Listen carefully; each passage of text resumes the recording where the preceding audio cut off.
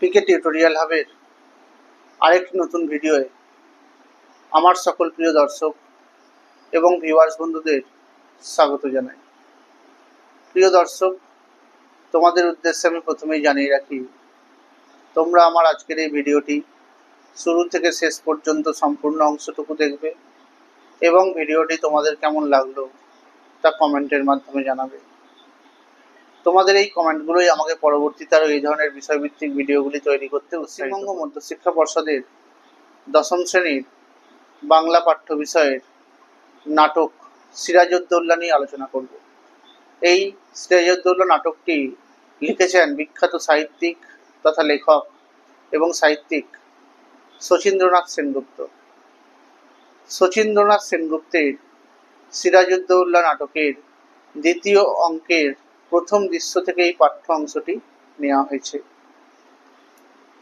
এই নাটকের প্রথম অঙ্কে পরলোকগতা মাতামহের যে সতর্কবাণী দিয়েছিলেন, সেই সতর্কবাণীকে মনে রেখে প্রতিজ্ঞা পালনেই প্রস্তুত হয়েছিলেন বাংলার নবাব সিরাজউদ্দৌলা। আলেয়া এবং গোলাম হোসেনের যে কথোপকথন চলেছিল, সেখান থেকে জানা যায় নবাব সিরাজের বিরুদ্ধে ইস্ট ইন্ডিয়া কোম্পানির ষড়যন্ত্রের কথা। দুশ্চিন্তাগ্রস্ত নবাব তার স্ত্রী লুৎফার কাছে তার এই যন্ত্রণার কথা প্রকাশ করেছিলেন।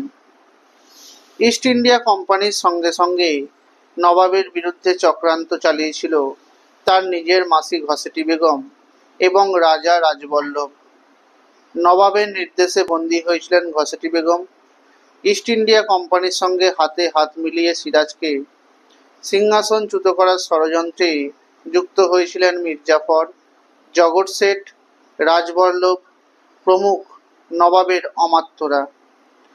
কাশিমবাজারের কুঠিতে সেই ষড়যন্ত্রের আসরে নর্তকীর বেশে উপস্থিত থেকে সেই ষড়যন্ত্রের খবরগুলি সংগ্রহ করেছিলেন আলেয়া। এই ষড়যন্ত্রের কথা জানতে পেরে কাশিমবাজার কুঠি আক্রমণ করেন নবাব সিরাজউদ্দৌলা। অন্যদেরকে ছেড়ে দিলেও এই কাশিমবাজার কুঠির প্রধান ওয়াটসকে বন্দী করেছিলেন নবাব সিরাজ।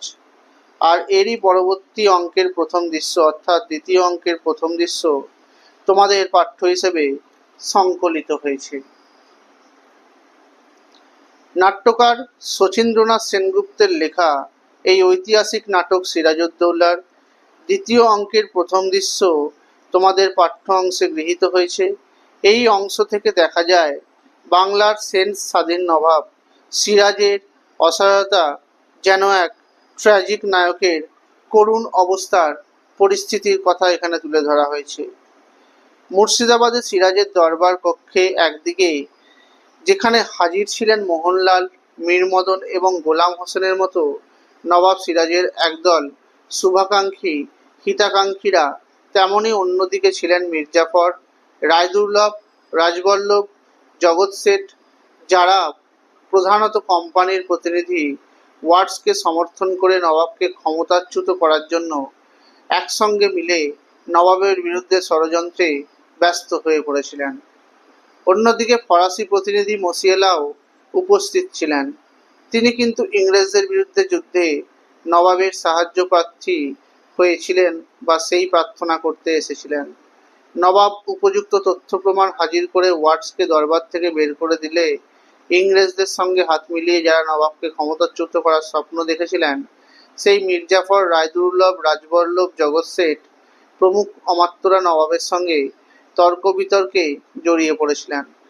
নবাব তখন মির্জাফর, জগৎ শেঠদের যে বিশ্বাসঘাতকতার মুখোশ তা খুলতে থাকেন। অপরদিকে মোহনলাল, মীরমদন প্রমুখ নবাবের অনুগতরা তর্কে প্রবৃত্ত হলে রাজসভা দুটো শিবিরে ভাগ হয়ে যায়।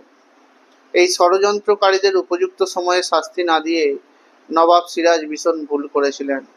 শাস্তির বদলে তিনি আবেগময় ভাষা ব্যবহার করে তাদের পরিবর্তন করতে চেয়েছিলেন। সিরাজের স্বদেশপ্রেম এখানেই উজ্জ্বল হয়ে উঠেছে। গোলাম হোসেন ছাড়া সবাই যখন দরবার ত্যাগ করেছিলেন, তখন সেখানে হাজির হয়েছিলেন সিরাজের মাসি ঘসেটি বেগম।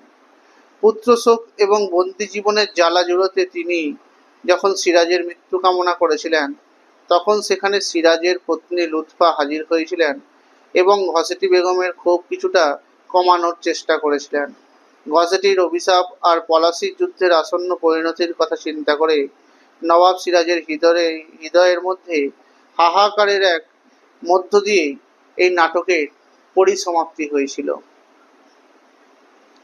অর্থাৎ শচীন্দ্রনাথ সেনগুপ্তের লেখা এই সিরাজউদ্দৌলা নাটকটি সংকলকরা অংশটির নামকরণ সিরাজউদ্দৌলা হিসেবে পাঠকদের সামনে পাঠ্যাংশে অন্তর্ভুক্ত করেছেন।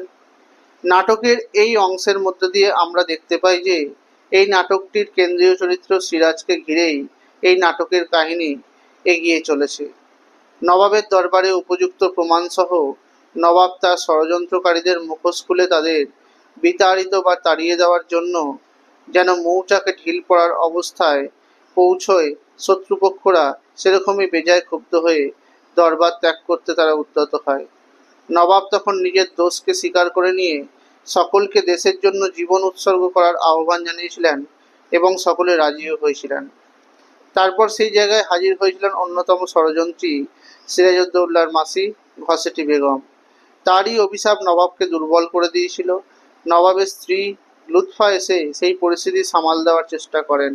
ঘরে বাইরে ষড়যন্ত্রের মাঝে পড়ে সিরাজউদ্দৌলার সিংহাসন যে আজ টলমল করছে তা তিনি উপলব্ধি করতে পেরেছিলেন। আর নাটকের এই অংশেই কাহিনী সিরাজউদ্দৌলাকে ঘিরেই এগিয়ে চলেছে বা আবর্তিত হয়েছে। তারই বিলম্বিত ভাগ্যের ছবি এই নাটকের মধ্যে দিয়ে প্রতিভাত হয়েছে। তাই লেখক শচীন্দ্রনাথ সেনগুপ্ত এই নাটকটির নামকরণ করেছিলেন সিরাজউদ্দৌলা। এই সিরাজউদ্দৌলা নাটকের যে কয়েকটি গুরুত্বপূর্ণ শব্দ আছে তার অর্থগুলো এখন বলে দেব। যেমন প্রথমে একটা কথা, যে ট্রুপস মানে হচ্ছে সেনাদল, প্রোটেকশন মানে রক্ষণ, যবনিকা শব্দের অর্থ পদ্মা, ডেসপ্যাচ মানে সত্বর প্রেরণ করা, রিল্যাক্ট্যান্স মানে অনিচ্ছা বা বিরাগ, দরবার শব্দের অর্থ রাজসভা, কিন্ডেল বলতে বোঝায় আগুন জ্বালানো বা উত্তেজিত করা, অ্যাপ্রিসিয়েট মানে উচ্চ মর্যাদা দান বা কৃতজ্ঞতা প্রদান করা, উপবিষ্ট মানে বসে আছে এমন, ফ্লেম মানে শিখা, প্রেডিকেমেন্ট মানে অপ্রীতিকর অবস্থা বা সংকট, দণ্ডায়মান মানে দাঁড়িয়ে থাকা, এক্সটিংগুইশ মানে নেভানো, স্মথার্ড মানে শ্বাসরোধকারী, প্রতিভু মানে প্রতিনিধি, তর্জমা শব্দের অর্থ অনুবাদ, সহিষ্ণুতা মানে সহ্য শক্তি। ইয়োর এক্সিলেন্সি এই শব্দটি বা এই ওয়ার্ডটি ব্যবহার করা হয় উচ্চপদস্থ ব্যক্তিদের সম্মান জানাতে। স্পর্ধা মানে আস্ফালন, প্রদর্শন শব্দের অর্থ দেখানো, তারস্বরে মানে উচ্চ শব্দে, লঙ্ঘন মানে সেই কাজ যথাযথ পালন না করা, খোঁজা শব্দের অর্থ নপুংসক, লিপ্ত মানে জড়িত বা রত, আপোষ মানে মিটমাট, হৃষ্ট মনে মানে প্রফুল্ল মনে, সিপাহ সালার বলতে বোঝানো হয়েছে প্রধান সেনাপতিকে, সৌদার্য মানে বন্ধুত্ব, নিসারসান মানে রাত্রির শেষে, রুদ্র মনা মানে ক্রন্দনরতা, শিষ্টাচারে মানে ভদ্রতায়, সত্তর মানে তাড়াতাড়ি, অর্বাচীন মানে বোকা বা অনভিজ্ঞ, অ্যাকোয়েন্ট মানে পরিচিত করানো, ফেয়ারওয়েল মানে শুভ বিদায়, বিচক্ষণ মানে বুদ্ধিমান, রিমাইন্ডার মানে অবশিষ্টাংশ, কুর্নিশ মানে অভিবাদন জানানোর জন্য শারীরিক ভঙ্গিমা, হস্তগত মানে অধিকার বা দখল। এই নাটকটিতে যে চরিত্রগুলি আছে তার মধ্যে সিরাজের পক্ষে এবং বিপক্ষে যারা ছিলেন তাদের কথাগুলো তোমাদের এখন উল্লেখ করে দেব। প্রথমেই বলি সিরাজউদ্দৌলা সম্পর্কে দু চার কথা। বাংলার শেষ স্বাধীন নবাব ছিলেন আলীবর্দী খাঁয়ের দৌহিত্র। 1756 খ্রিস্টাব্দে আলীবর্দী খাঁ অপুত্রক অবস্থায় যখন মারা যান তখন মাত্র 17 বছর বয়সে সিরাজউদ্দৌলা মুর্শিদাবাদের সিংহাসনে বসেছিলেন। ইস্ট ইন্ডিয়া কোম্পানির সঙ্গে পলাশির যুদ্ধে নবাব সিরাজউদ্দৌলা পরাস্ত হলে এবং আত্মগোপন করে থাকার সময় ষড়যন্ত্রকারী মির্জাফরের পুত্র মীর কাসিম মিরনের আদেশে মোহাম্মদী বেগ তাকে হত্যা করেছিলেন। এরপরে আসছে মীর মদনের কথা। বাংলার শেষ স্বাধীন নবাব সিরাজউদ্দৌলার অন্যতম এক বিশ্বস্ত সেনাপতি ছিলেন মীর মদন।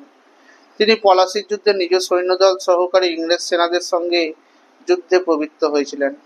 ইংরেজ পক্ষের গোলার আঘাতে পলাশির প্রান্তরে তার মৃত্যু হয়েছিল। এরপরে আসছে রায়দুর্লভের কথা। বাংলার নবাব সিরাজউদ্দৌলার একজন সভাসদ ছিলেন রায়দুর্লভ। ইনি ছিলেন মির্জাফর জগৎ শেঠ প্রমুখদের সঙ্গে সিরাজউদ্দৌলার বিরুদ্ধে ষড়যন্ত্রে লিপ্ত। আর এই রায়দুর্লভের পুত্রই হলেন রাজবল্লভ। রাজবল্লভ ছিলেন রায়দুর্লভের পুত্র। পিতার সহায়তায় দেওয়ানি পদে তিনি নিযুক্ত হয়েছিলেন। ইংরেজ পক্ষের সঙ্গে সবিশেষ যোগাযোগ রক্ষা করে চলে সিরাজউদ্দৌলার পতনে এরা অর্থাৎ পিতা পুত্র রায়দুর্লভ এবং রাজবল্লভ দুজনেই সক্রিয় ভূমিকা নিয়েছিলেন। জগৎ শেঠ ছিলেন নবাব সিরাজউদ্দৌলার সময়কার একজন ধনী ব্যবসায়ী এবং মহাজন। উমিচাঁদ ও মির্জাফরের সঙ্গে জগৎ শেঠ ও রবার্ট ক্লাইভের সঙ্গে ষড়যন্ত্রে যোগ দিয়েছিলেন, যা ছিল পলাশির যুদ্ধে সিরাজের পরাজয়ের অন্যতম এক প্রধান কারণ। ওয়াটস ছিলেন আলীনগরের সন্ধির শর্ত রক্ষার জন্য ইংরেজ বাহিনী কর্তৃক নিযুক্ত প্রতিনিধি। নবাব সিরাজউদ্দৌলার বিরুদ্ধে রচিত ষড়যন্ত্রের এক তুচ্ছ বা সামান্য অংশীদার ছিলেন ওয়াটস। এছাড়াও বলা হয়েছে ওয়াটসনের কথা। এই অ্যাডমিরাল ওয়াটসন অর্থাৎ নৌসেনাপতি ওয়াটসন কলকাতায় ইংরেজদের যখন সিরাজের হাতে বিপর্যয় ঘটেছিল তখন তিনি মাদ্রাজে গিয়েছিলেন এই সংবাদ পেয়ে রবার্ট ক্লাইভ ও নৌসেনাপতি ওয়াটসনের নেতৃত্বে একদল ইংরেজ সৈন্য কয়েকটি যুদ্ধজাহাজ নিয়ে এসে অনায়াসেই কলকাতা পুনরঅধিকার করেছিলেন। মসিয়েলা ছিলেন ফরাসি দলের প্রতিনিধি। নবাব সিরাজউদ্দৌলার কাছে ইস্ট ইন্ডিয়া কোম্পানির বিরুদ্ধে অভিযোগ করে তিনি সুবিচার প্রার্থনা করেছিলেন। সিরাজের খুব ভালো বন্ধু এবং শুভাকাঙ্ক্ষীও তিনি ছিলেন। সিরাজ মসিয়েলার প্রস্তাবে সম্মতি জ্ঞাপন করলে সেই ঘটনার পর্যায়ে ভিন্ন পথে প্রবাহিত হয়েছিল বা হতো। ঘসেটি বেগম ছিলেন নবাব আলীবর্দী খাঁয়ের বড় মেয়ে। মেহেরুন্নেসা বেগম পরিচিত, যাকে বলা হতো ঘসেটি নামে। নবাব আলীবর্দী মৃত্যুর পর তিনি চেয়েছিলেন তার আরেক বোনের পুত্র শওকতজং বাংলার সিংহাসনে বসুক, কিন্তু সিরাজউদ্দৌলা সিংহাসন তার থেকে কেড়ে নিয়েছিলেন। ফলে ঘসেটি বেগম, মির্জাফর, জগৎ শেঠ প্রমুখের সঙ্গে সিরাজের বিরুদ্ধে চক্রান্তে তিনিও লিপ্ত হয়েছিলেন। আর লুৎফা ছিলেন বাংলার শেষ স্বাধীন নবাব সিরাজউদ্দৌলার মহিষী, যার পুরো নাম ছিল লুৎফা-উন্নেসা। তোমাদের আজকের এই ভিডিওয়ে এই সিরাজউদ্দৌলা নাটকটা নিয়ে আলোচনা করে দিলাম। তোমরা আমার আজকের এই ভিডিওটি লাইক করে দেবে, কমেন্ট করবে, শেয়ার করে দেবে। আমার চ্যানেল নতুন দেখে থাকলে চ্যানেলটি সাবস্ক্রাইব করে দেবে। পাশে থাকা বেল আইকনটি প্রেস করে দেবে যাতে তোমরা আমার ভিডিও নোটিফিকেশনগুলো পেতে পারো। তোমরা আমার ফেসবুক পেজে ফলো করে দেবে আর ইনস্টাগ্রামে ফলো করে দেবে। ধন্যবাদ।